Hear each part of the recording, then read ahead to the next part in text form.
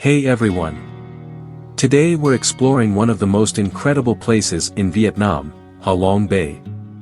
I've just spent 3 full days cruising through these emerald waters, and am going to tell you absolutely everything you need to know before you visit this UNESCO World Heritage Site.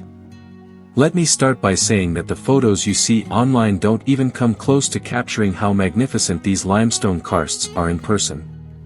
As I'm filming this right now at sunrise, I'm watching the morning mist wrap around these towering rocks, and it genuinely feels like I'm in another world.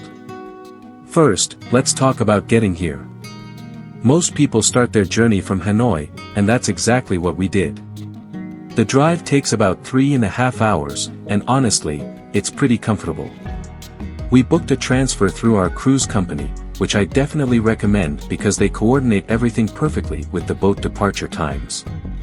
Now, let's get into the biggest decision you'll need to make, choosing your cruise. After a ton of research and actually experiencing it firsthand, I can tell you that your choice of cruise completely makes or breaks your Ha Long Bay experience. There are currently about 700 boats operating in these waters. Yeah, you heard that right, 700. But don't worry, I'm going to break down exactly what you need to know. Let's start with luxury cruises. We spent one night on a luxury vessel, and I have to say, it was pretty spectacular.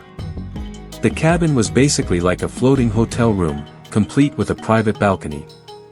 The bathroom was massive, the bed was super comfortable, and the floor-to-ceiling windows meant we could watch the karsts drift by even from inside our room.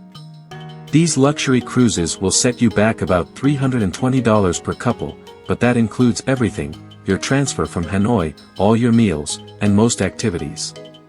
The food on the luxury cruise was incredible. We're talking multi-course meals with both Vietnamese and international options. They even served us lobster one night, and when they found out some passengers were celebrating their honeymoon, they brought out sparklers and cake. The staff really goes above and beyond to make it special. Mid-range cruises are another solid option. These ships are still really comfortable, just maybe not as fancy. You're looking at around $240 per couple, and you still get a nice clean room, good food, and all the main activities. The main difference is usually in the room size and the variety of food options. Speaking of activities, let me break down what you can expect on these cruises. Your first stop is usually Surprise Cave, and let me tell you, it lives up to its name. The cave systems here are massive, and the lighting they've installed really highlights the incredible rock formations. Your guide will take you through different chambers, explaining how they were formed and pointing out shapes in the rocks. It's like nature's own Rorschach test. After the cave, most cruises take you kayaking, which was honestly one of my favorite parts. There's something magical about paddling through these towering karsts, discovering hidden caves and lagoons. The water is this beautiful emerald green color, and when you find a quiet spot away from the other boats, the silence is incredible. You can hear birds calling from the cliffs and sometimes even see monkeys on the islands. One thing that really surprised me was the floating villages. People actually live out here on the water. We visited one of these communities, and it was fascinating to see how they've adapted to life on the bay. They have floating schools, shops, and even pearl farms where they cultivate some pretty impressive pearls. In the late afternoon, most cruises stop at T-Top Island. There's a beach here where you can swim, but the real highlight is hiking to the viewpoint at the top. I won't sugarcoat it, it's a pretty steep climb up about 400 steps. But trust me, the view from the top is absolutely worth it. You get this incredible 360-degree panorama of the bay, and it's probably the best spot for photos. Back on the boat, they usually organize activities like Vietnamese cooking classes. We learned how to make fresh spring rolls, and even though mine looked nothing like the chef's, they still tasted amazing. After dinner, you can try squid fishing off the back of the boat. We didn't catch anything, but it was still fun trying. Let's talk about timing your visit. The weather in Ha Long Bay can really make or break your experience. The best time to visit is between October and December when you get clear skies and comfortable temperatures. March to May is also pretty good, though you might get some light rain. If you visit during summer, be prepared for hot, humid weather and the possibility of storms. Winter can be a bit chilly and misty, but there's something really mystical about seeing the karsts emerge from the fog. One thing that most people don't talk about is the environmental situation in Ha Long Bay.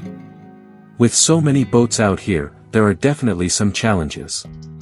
You'll probably notice some trash in the water, especially in the more popular areas.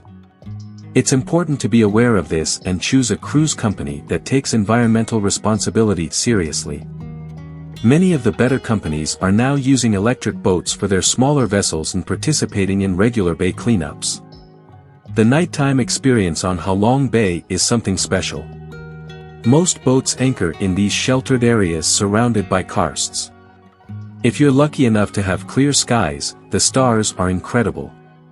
There's usually a great atmosphere on board, with people hanging out on the deck, sharing travel stories. Some boats even have karaoke, which can be either amazing or terrible, depending on your perspective.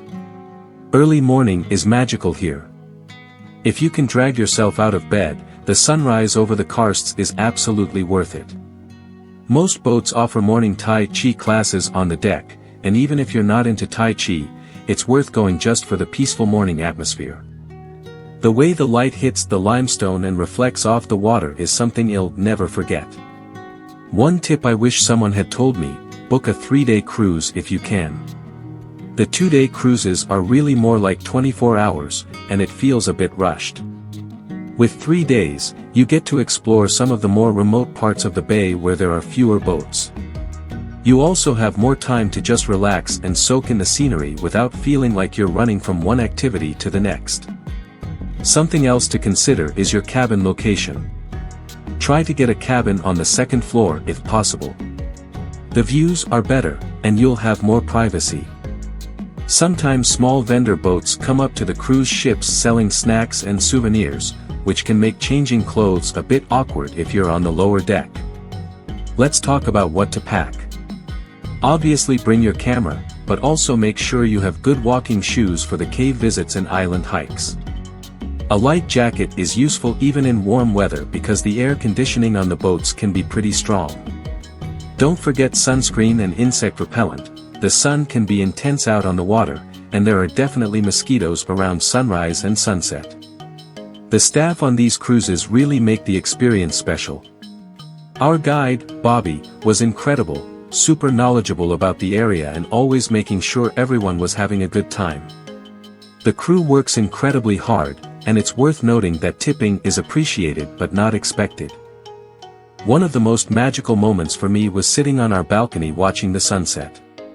The sky turned this incredible pink color, and the limestone karsts became these dark silhouettes against the sky. All the boats light up at night, creating this beautiful reflection on the water. It's one of those moments where you just have to put the camera down and take it all in. If you're interested in photography, bring a good wide-angle lens. The scale of these karsts is hard to capture without one. Early morning and late afternoon provide the best light, and if you get some mist, it can create really atmospheric shots. Just keep in mind that the humidity can be tough on camera equipment, so bring appropriate protection.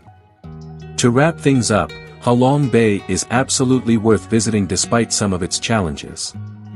Yes, it's touristy, and yes, there are environmental concerns, but there's a reason it's one of Vietnam's most popular destinations. The key is to go in with realistic expectations and choose your cruise carefully. Spend a bit more if you can, it really does make a difference to your experience. Alright, that's about everything I can think of about Ha Long Bay. Drop a comment below if you have any questions, and don't forget to hit that subscribe button if you want to see more videos. See you in the next video.